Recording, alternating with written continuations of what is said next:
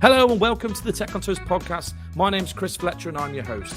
Tech on Toast exists to connect hospitality to technology. Search for your best problem-solving tech on our marketplace, listen to both operators and tech experts on our podcast, or just meet up with the brilliant people who are helping innovate the hospitality industry as we enter a new era. Welcome to Tech on Toast. The Tech on Toast podcast is brought to you today by Point One. Point One offers the complete EPOS system for your hospitality business. From mobile order and pay and self-serve kiosks to restaurant and kitchen management, Point One has the solution. Head over to their website today to find out more and get in touch with their experienced team. Enjoy the show. Right, welcome to the Tech on Toast podcast, and this week we're delighted to be joined by, I'm going to get this right now, we've been discussing this off air, Chief Growth Officer, Richard Hartley from S4labour. How are you, my friend? I'm very well, thank you. Full marks, you got it right. Yeah, it took a bit of prepping and I had to pre-warn everyone, but I'm all good. And how are you today? We're on a tube strike day in London, but they're not happening. No, they're not happening, so it's easy to get around. Despite that, I came in on my bike. So I saw the helmet. I thought you were either a nervous tube passenger or you've got a bike. I have a bike. I'm equally a nervous tube passenger, but not today. No, it's making the most of a bit of sunshine that's kind of in kind of what has been a very wet, or feels like a wet July in the last couple of days. Well, it's summer, right? I know. I was talking to an operator yesterday who was saying it was properly hindered over the weekend. It's really weird, isn't it? I think the weather, how much it impact. I mean, I used to work at Coluccio's for like 10 years, and we had lots of big terraces. Yeah. And the summer was like you'd budget for it, thinking you'd always be optimistic. But then you get there and go, oh God, okay, it rained again. yeah. Rain it doesn't help. Strikes, we could do without those. Anyway, less woe is me. So tell us a little bit about you and S4 before we get into anything. So, I mean, have you got a pitch you can give us about S4labour that you can I've got loads of pictures. We're going to talk a little bit about what we do today. But I guess if we go back to where we started, because I think it still drives our key purpose. I joined about 8 years ago. I'd known the founders, Phil and Alistair, from my time at M&B. So kind of all of us were operators before we joined the tech world. Alistair was a really great guy. I joined M&B as his graduate mentee. He was my mentor 16, 17 years ago. And we spent a lot of time at M&B having a lot of fun. We went off and did separate things. He set up S4 and also a pub company alongside, because not everybody knows this, but we've got a small pub company. Yes. Just 2 pubs now, but kind of food-led pubs we're very, very proud of. And we use those as incubators for our ideas and test beds for the technology. But Alistair was head of a number of different things when he was at M&B. I guess most notably and poignantly for this conversation, he was in charge of labour productivity. Right. Kind of tasked with sort of what was about an estate of 2,000 managed pubs at the time. Wow. And kind of going, how do we help people be more productive in their jobs? He also did a bit of operational stuff. When I was working with him, we were working on All Bar One, and we had a bit of fun doing that. But he left and set up S4 with a view to helping out the smaller guys. It was great if you worked in M&B. You had big, all bells and whistles systems that could do stuff. But there was nobody doing anything for the smaller operators, and that's where we thought we could play our part. Actually, as it turned out, kind of the small single sites were sort of still struggling to get their heads around technology, and I guess in the last few years we've all seen a big change in the adoption of technology. And interestingly enough, we've launched a product recently for the smaller sites, and that's been really effective. But when we were trying to do that 10, 11 years ago, people weren't as interested, and it was more the multiples that were the smaller multiples, what we considered like the progressive operators who knew there was a better way of doing things, didn't have access to the M&B style systems, but wanted something more than a spreadsheet that told them what they were paying. And that was kind of where we started. Well, how do we help those people? And it's been a journey ever since. Yeah, it's weird. I won't tell you who. I might tell you afterwards. But I met a operator, who've got plus 50 sites. I was in a kitchen with their founder, and I was walking around, and I saw a spreadsheet on the wall. I went, "Tell me that is not a rota." And he went, "That's a rota." Yeah. I said, "Why have you?" I said, "How?" I said, "How have you got this big with that?" And he went, "Oh, just not a priority." And I was like, but they're a great brand. I mean, I'll tell you afterwards, but they're a great brand, really cool, do great work, and are very, very people-centric internally and externally. But yeah, I was shocked. So, I mean, you guys are you still seeing that? Are you still seing? Less and less. Excel. Listen, when I started, Excel was... They're rare, I know that, right? My biggest competitor, but no, we're talking to operator. I was talking to an operator. This was pre kind of 2020, but who was still paying their team in cash. And you kind of get, but it was, don't need to go to the bank if I pay the team in cash. We just take it out the tills and figure out what people are owed and pay that. But you kind of go, well, and good size operator in excess of 20 sites again, and you go, and that can't have still been happening, but it does, and it surprises us and delights us because it's these idiosyncrasies that kind of make hospitality what it is. I was literally just having that conversation with someone today about the fact that his background is retail generally, and he's now in hospitality, and I was saying to him the differences actually between the two. I always feel like retail have a bit of a plan. Does that sound right from a customer's point of view? Right, always feels like they're looking further down the road in terms of forecasting, whatever it might be, and then we're a bit more knee-jerky or a bit more, we react a bit quicker to whatever's facing us. And you have to, in a way, and you still have to. I mean, things like the weather forecast are so much better now than they were sort of 10 years ago. And so you can plan a little bit better out. I probably know what the weather's going to be like next Thursday is my father's 70th birthday, and we're going and taking him out for a bit. Well, it's a birthday, I don't really get congratulations. I don't know, 70. If I get 70, I'll be happy. Yeah, fair play. And we're going to a nice little restaurant, and they've got an outside terrace, and we're looking at it, and we're going, it's probably pretty likely that we're going to be able to have a drink on the terrace when we get there. Are you sitting there with your algorithm going, I'm thinking 40% likely we might not have a waiter out there? Well, something along those lines. But I guess, if I cast my mind back to when I was running pubs here in central London, I used to look at the forecast still. And it would be a little bit reactionary because you'd be kind of going, what's next week looking like? Actually, the difference between a 20-degree day and a 30-degree, when we get the 30-degree days, is phenomenal if you've got a big outside space. It really is, and the like. So with retail, it's always a little bit more consistent. Things like bank holidays make the big differences, and I guess in hospitality we react to the weather, we react to changes like tube strikes and goodness knows whatever else. Yeah. But the more you can plan, the further ahead you can plan, the better it is. No, I totally agree. And the labour market, especially right now, is challenging, right? I think, and that is everywhere, not just in hospitality. And I suppose, how do you? Because you guys, I suppose, in the core of your product is people, because Indeed. you're scheduling people and you're forecasting people, I suppose, in the nicest sense of the word. But how are you guys support?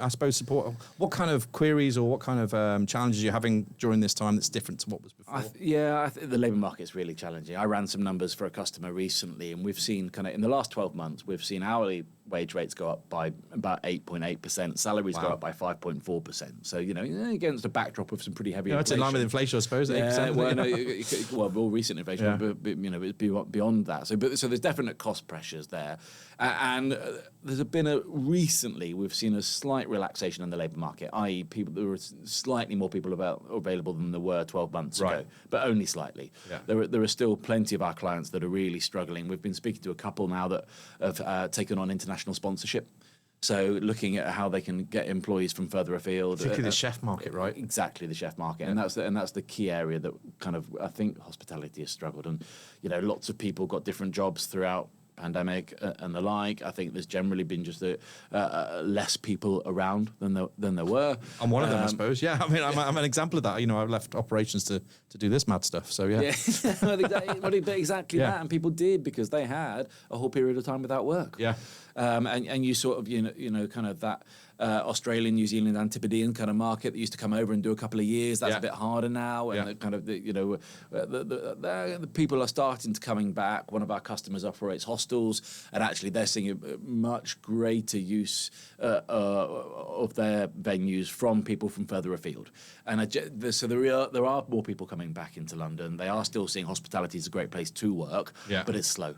And I imagine you get really cool data.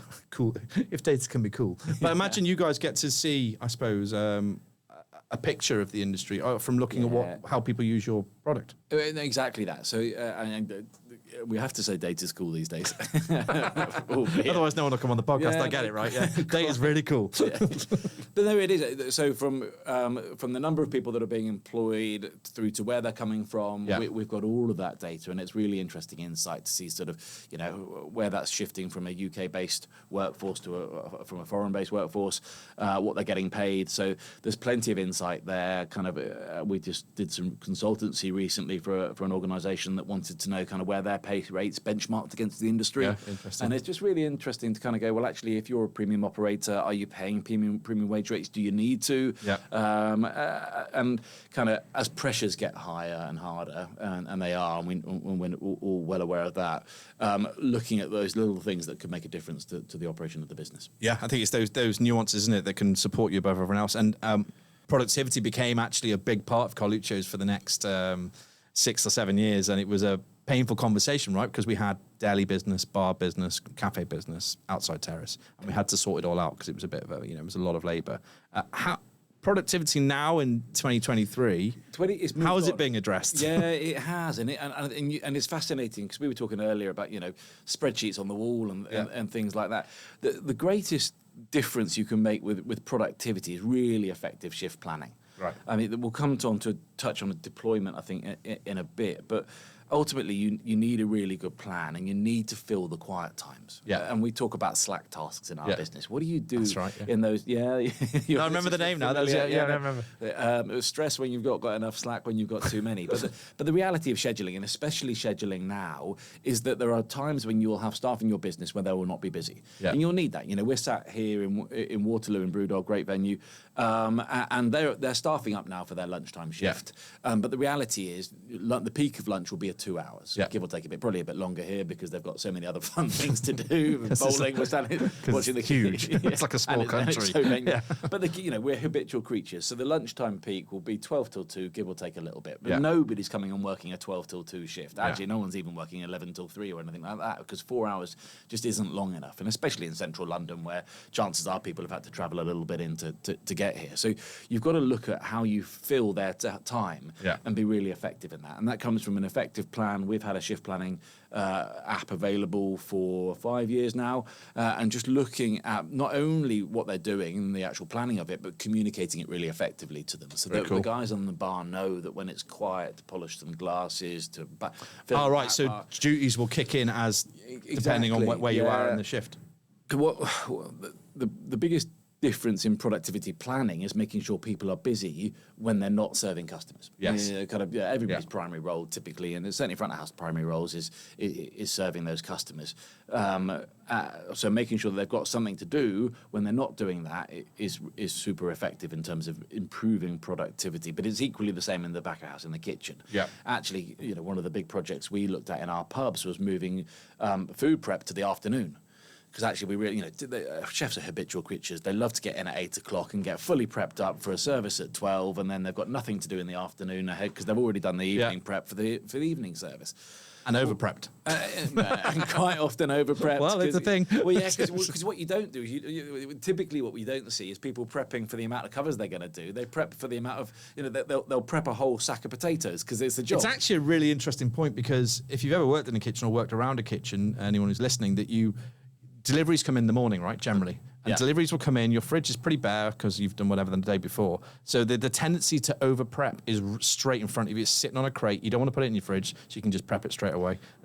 And I've seen over-prep cost thousands. Well, in wastage. Not only in lost time by the chefs, too much time in doing it, but both. Yeah, both through prepping too much and then putting it in the bin. So we found by moving our prep to the afternoon, it was brilliant from a labour perspective, and also slightly more effective from a wastage perspective. Yeah, because you've got energy in the kitchen working already. Yeah, and coming to that energy, what's really interesting is actually staff like to be busy. Yeah.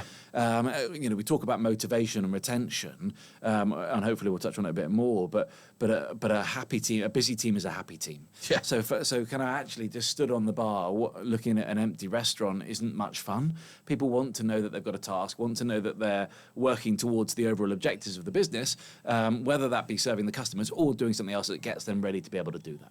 Yeah, no, I love it. And how are you manifesting that, I suppose, then? So you've got your productivity. Is it an add-on to your main product? Is it something that you've... Yes. Yeah. We tried... One of the dangers, I kind of, we were founded in 2011, and, 12 years later, we've gone on.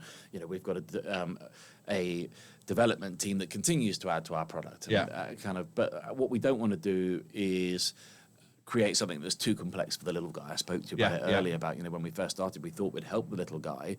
And the danger is you build a product, and suddenly it's this big behemoth, and kind of people look at it and go, well, that's just too complicated for me. I don't need that. I don't need a really big shift planning tool if potentially I work in a small cafe with 2 to 3 members of staff. I don't need expensive deployments, well, not expensive, but perceptively expensive solutions when I'm a smaller organisation. So what we wanted to do was find a way that we can right-size our offering for whoever we're talking to. So if you've got 100 sites and they're big sites, then we can talk about productivity through shift planning. We can talk about deployment through effective, looking at not just kind of how much you're spending, but how effectively you're spending it and the like. But more importantly, we can right-size that if you're smaller.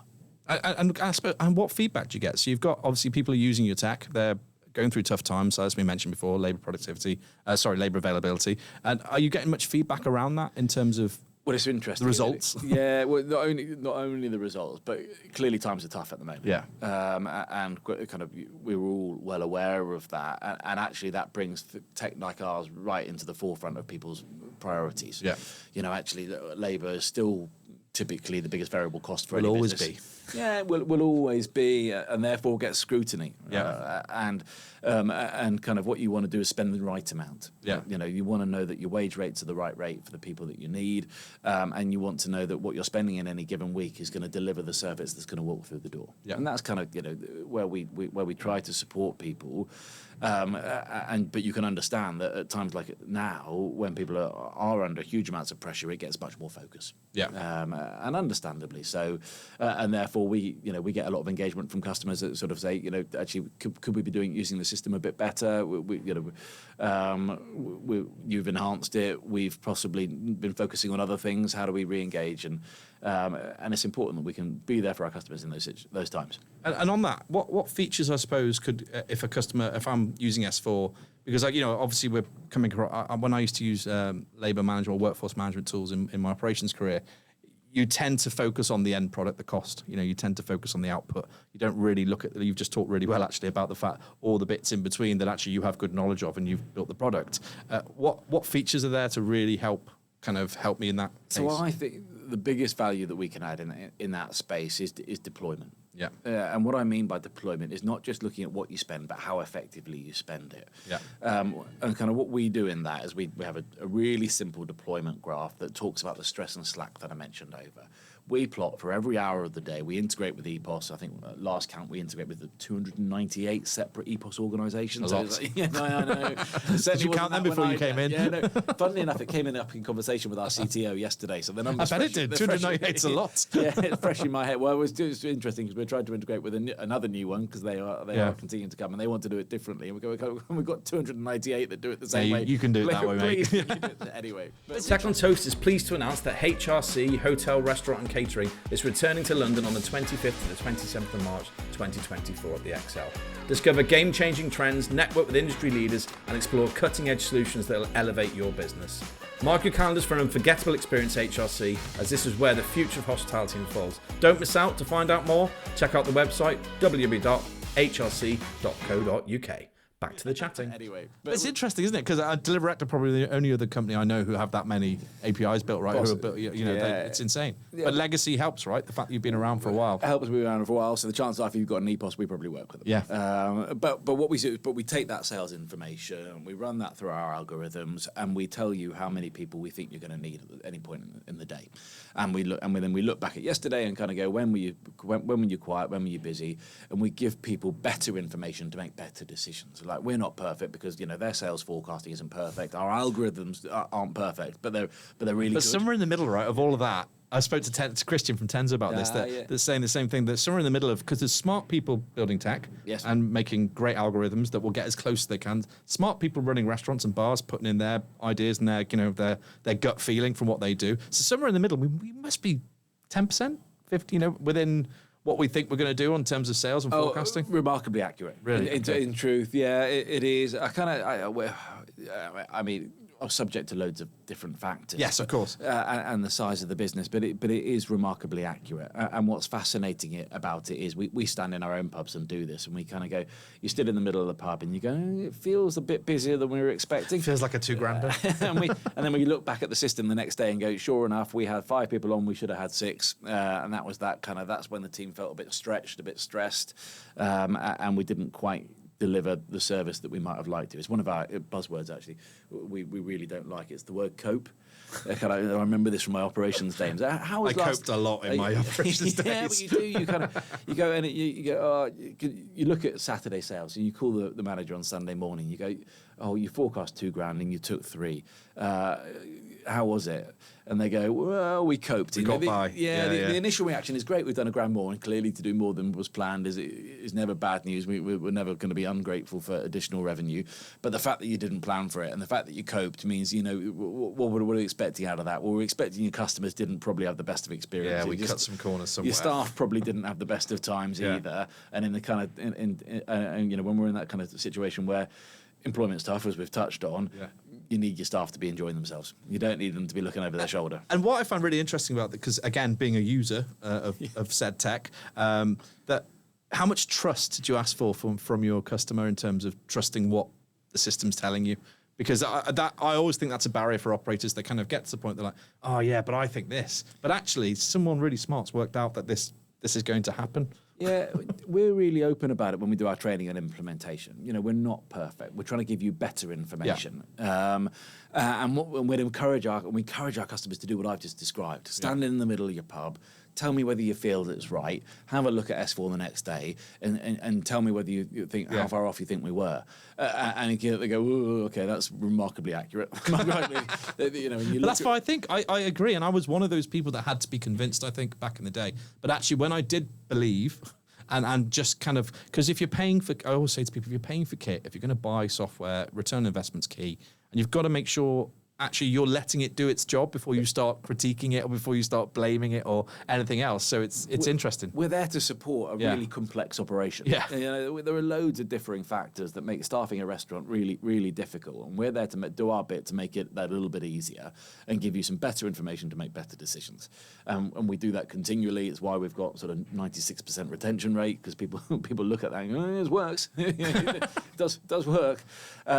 But we're not perfect, and it's so easy. I spent a bit of time in casual dining, and you say that like you had it was painful. Well, no, it wasn't. Well, I had a great time. Really enjoyed it. But cost pressures, and possibly feeling it harder than anyone else at the moment. And so the scrutiny over every pound that's spent has never been higher. And I've never been in a business that's really scrutinised the kind of what's spent more so than in casual dining.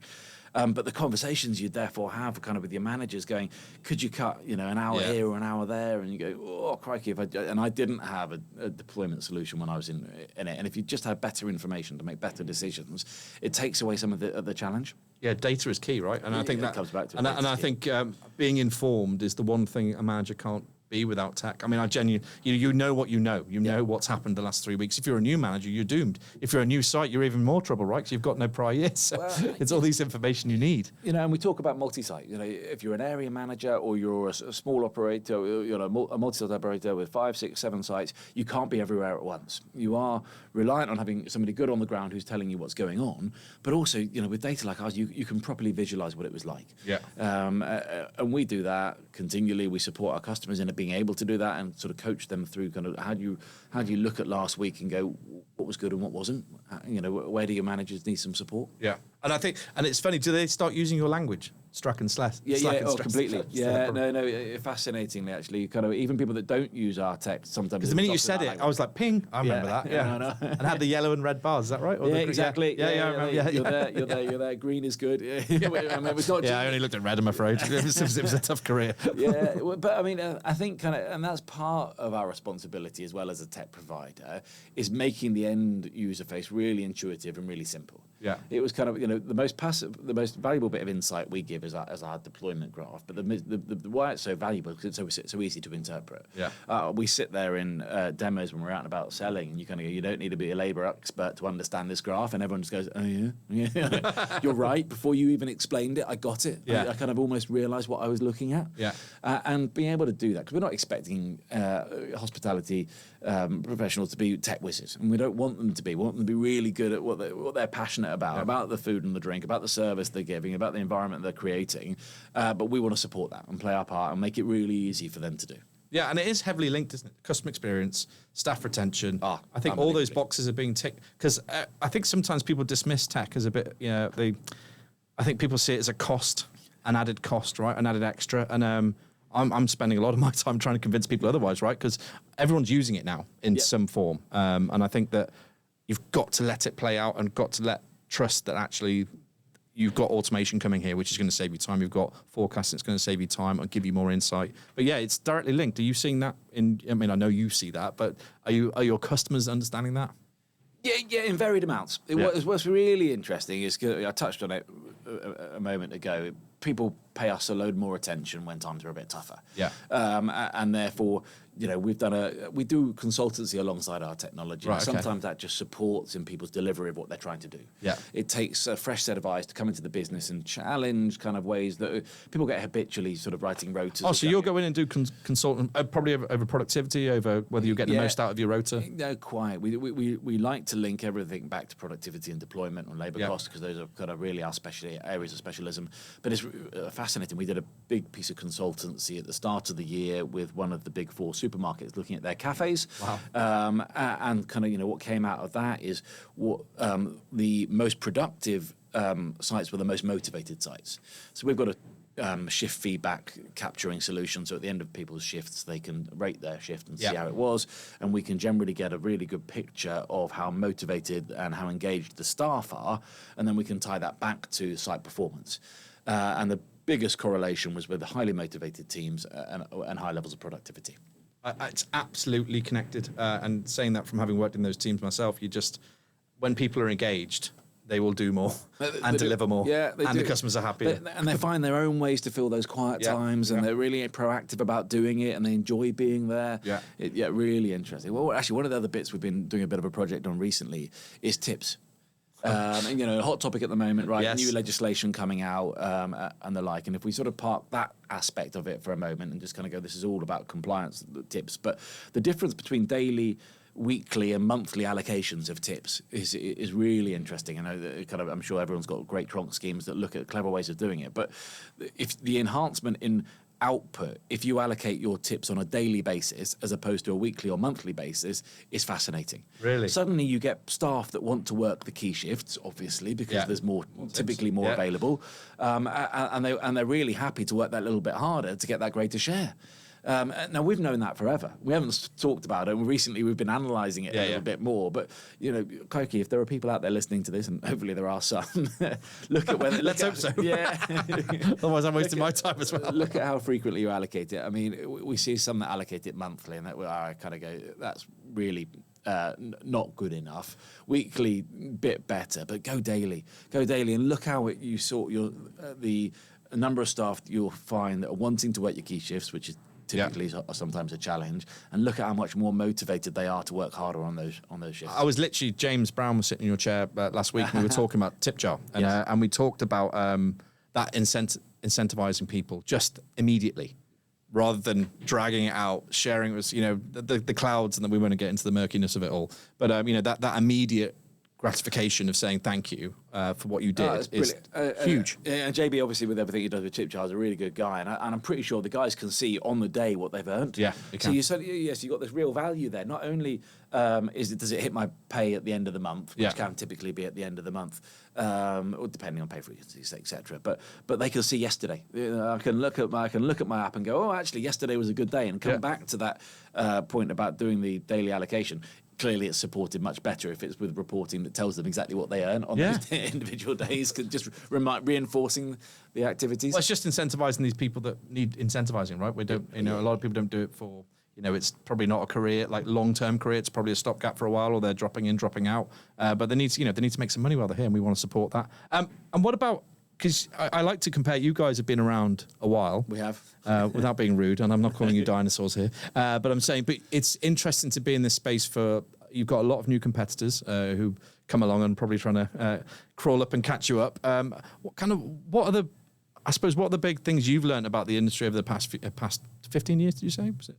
Well, crikey, I probably started in hospitality when I was far too young. And I must say, actually, most people I've met from M&B who come through M&B, and I work with a few. Richard Fieldhouse, don't know if you know I know him. Rich. Yeah, So Rich is one of my area managers. So, Rich, interesting story, connections and the like. So when I joined as a graduate, he was running the Harvester in Monk's Path in Birmingham, and I was sent there to work in the kitchens over Christmas.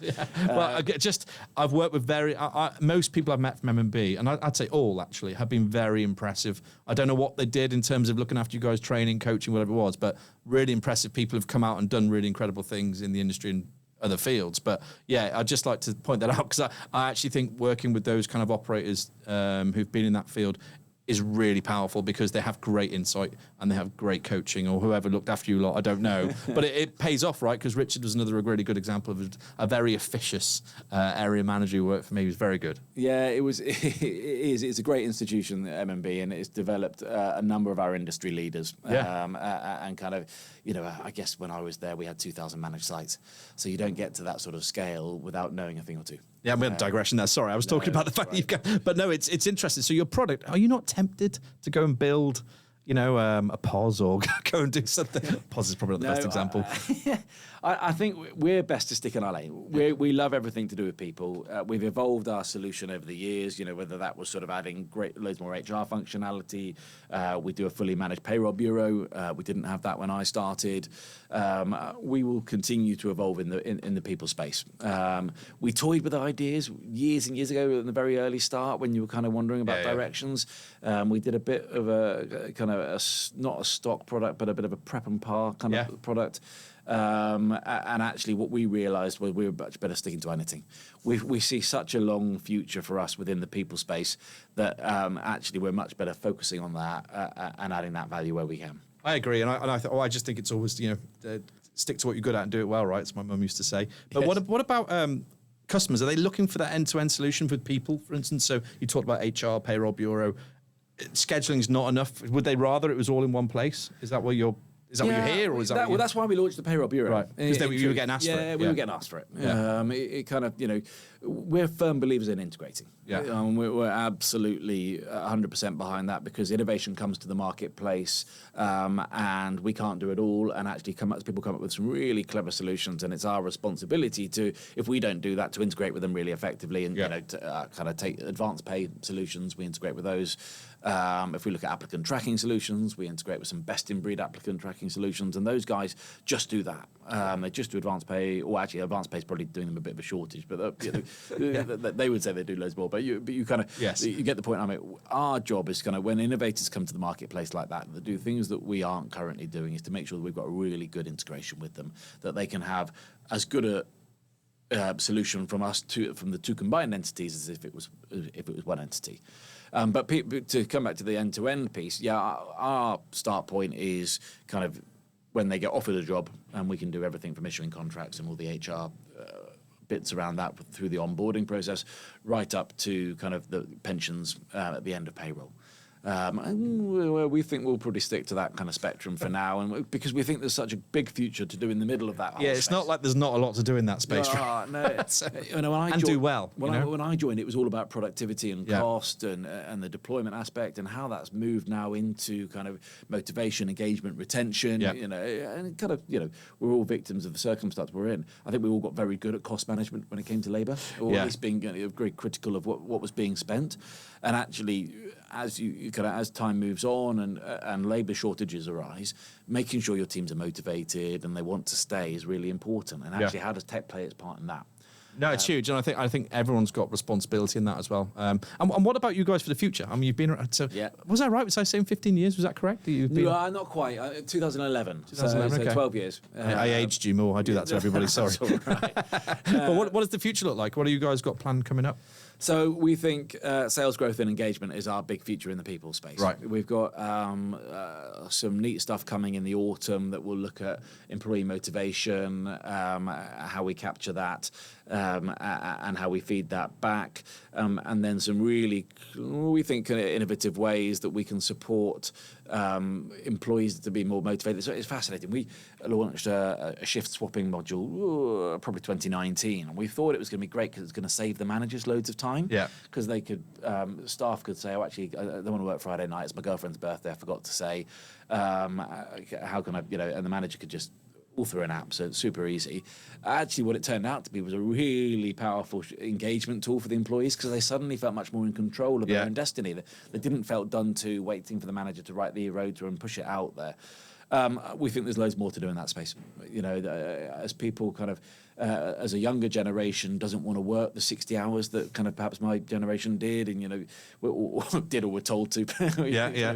No, we just did it. Yeah, we didn't know any different. No, quite. Actually, what we're seeing is people coming along going, actually, I'm really comfortable working a 20-hour week. Yeah. But people need to know that, and kind of how do you communicate really effectively? Actually, I want 20 hours this week, but next week I could do with a few more. How do we make all and that you know what? so much easier? For you guys, there's a great podcast called Spilling the Tea, and Peter Pilgrim's are on it it's Tom with Gen Z employees talking about, and I listened to it on the way down the train this morning, and it was exactly that. She was saying, and he said, and he said to her, this is live on a podcast, how do you feel about working 40 hours a week? She goes, I don't really love that. I want to be in control of it. I want to work less. And it was just a real insight, and it's just brilliant the way he managed that on air. But it's really interesting. They just speak about the very new approach to hospitality, which is already here. But I think we're playing catch up a bit, aren't we? And the operators are. I think so, yeah. Obviously, because it's my generation running these businesses, and they grew up in a world that was, when you said like 60 hours was okay. No, it was, and kind of get that mindset of you need a bigger team that want to work less hours is new news in a way, and kind of being sensitive to that as well. And kind of understanding how you capture that information and use it on a continual basis so that you are looking after those employees and what they want. Yeah, it's huge. I mean, I could talk to you guys for ages, actually. You've got some great... I think you've got some brilliant insight. I mean, can you get insight from your website? I'm just going to give you a bit of a lead for people dialing in, but like... have you got data and insight on your website? Have you got stuff you can share? And we'll continue to put more and more out. We've done monthly trackers for a number of years now, so they're all on the website. If you follow our socials, they're on those as well. As we gain more insight, we're going to push a bit more through those channels. And I mentioned at the start of the podcast about those kind of those average wage rate increases. We'll be talking about that. We do a bit of a sales tracker as well for people that are interested, because we get out of those 298 solutions, we get a reasonable amount of sales data. So if you're wanting to know how you're tracking against kind of the market, we're pretty early. Do you share that externally or only share it? We do. So we'll put that out through. It's on the website. It's out for our socials. That's awesome. We normally get that out sort of day 2, 3 of the month, so it's there pretty sharpish if people want to have a look and see how they're comparing to their peer group. And what is the website, so I get it right? Oh yeah, S4labour.co.uk. S4labour.co.uk. Yeah, and can people reach out to you on LinkedIn? Are you allowed to? Can they stalk please, you? Yes, stalk me, stalk the organisation. We're welcome to new conversations. We love what we do. We're passionate about supporting hospitality and always have been. So if anybody kind of likes the sound of what they've heard and would like to find out a bit more, then get in touch. For sure. And you guys are on the marketplace as well. You can find them on there. And actually, we've got a new newsletter starting, which has been in my to-do list forever. But I finally employed someone and told them to do it instead, which is great. And it's called The Spread, and that's out every fortnight. And actually, I promised Hannah, who works with S4, that I would include some of your data in there. So I will sort that out today. Perfect. All right. Thanks very much. Nice to see you. Thank you. Cheers. Bye-bye.